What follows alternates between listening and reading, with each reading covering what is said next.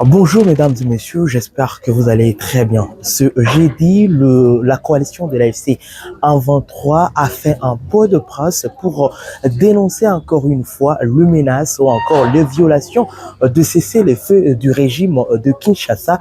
C'était lors de ces points de presse animés par le coordonnateur adjoint monsieur Bertrand Bissimois, accompagné aussi du coordonnateur adjoint, le président de Twigwaneho, Freddy Kaniki. On va suivre ces discours qui parlent de violation du cessez-le-feu qui est engagé par le régime de Kinshasa. Ce jour, au regret de devoir porter à votre connaissance les violations massives et répétées du cessez-le-feu par le régime de Kinshasa.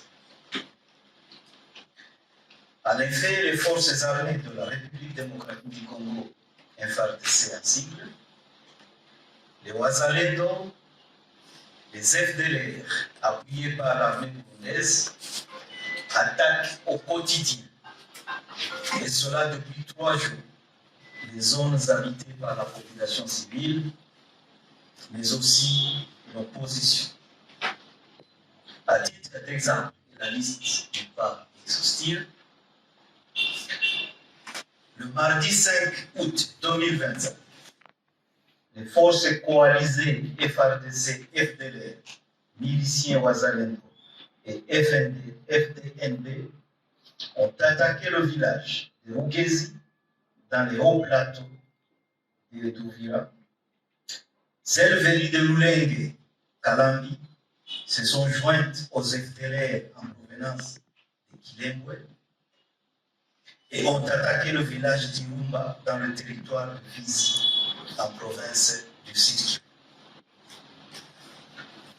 Le mercredi 6 août 2025, l'officier S3, dénommé Boulambo, du bataillon FARDC basé à un lieu communément appelé Point Zéro, et commandé par le colonel Bahati, a conduit des attaques meurtrières contre les localités de Bilalombi et Mukenke à partir de l'est des dites entités.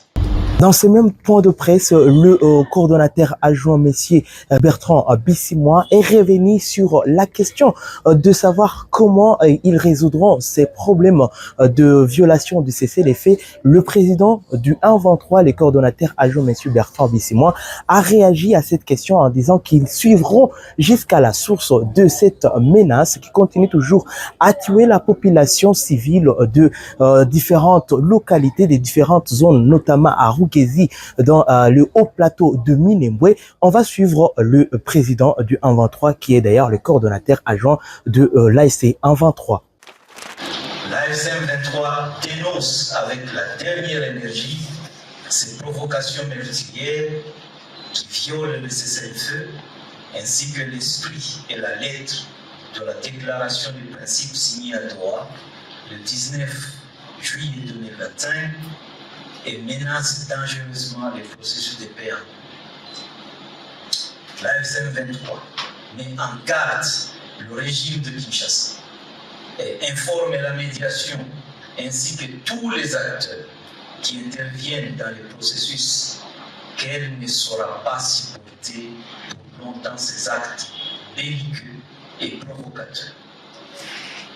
À dater de ce jour, si rien n'est fait, malgré notre bonne foi et notre engagement sans faille dans le processus de paix, et en particulier dans le cessez-le-feu, chaque attaque sera suivie d'une réaction appropriée et susceptible de neutraliser définitivement la menace en vue de protéger la population civile. L'AFC 23 reste jalousement attaché au processus de paix actuellement conduit par l'État du Qatar avec l'appui des États-Unis d'Amérique, car la solution aux causes profondes des conflits est politique et non militaire. Fait à Goma, le 7 août 2025. Je vous remercie.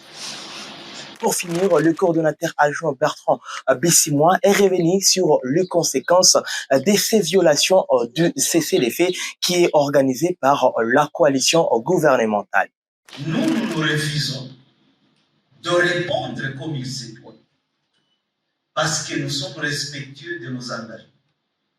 C'est pourquoi nous avons mis le régime de Kinshasa en garde, en disant, écoutez, ne continuez pas à blaguer, parce que nous pouvons décider aujourd'hui de nous défendre comme il se doit. Et ils savent comment nous le défendre. Et si nous nous défendons, nous ne voulons pas que la communauté internationale dise demain que c'est nous qui avions voulu le cesser. Jusqu'à présent, nous avons nos forces observent une certaine retenue sur la ligne. Et cette retenue, c'est ce que je suis venu vous dire. Cette retenue-là ne sera pas continuée indéfiniment. Nous prévenons tout le monde que le jour où nous allons changer de posture, où nous allons décider de nous défendre, qu'on ne puisse pas dire que c'est nous qui avions violé les cessez-le-feu. Il faut qu'on regarde aujourd'hui celui qui viole les cessez-le-feu, qu'on le condamne et qu'on lui demande d'arrêter tant qu'il est encore temps, avant que nous ne puissions réagir. Voilà en gros de ce qui s'est passé dans le point de presse qui a été organisé par la coalition de l'AFC 123 à Twirwaneho dans la ville de Goma. Je suis Zungu Chemalui pour les comptes de Voice of Kivu à Goma.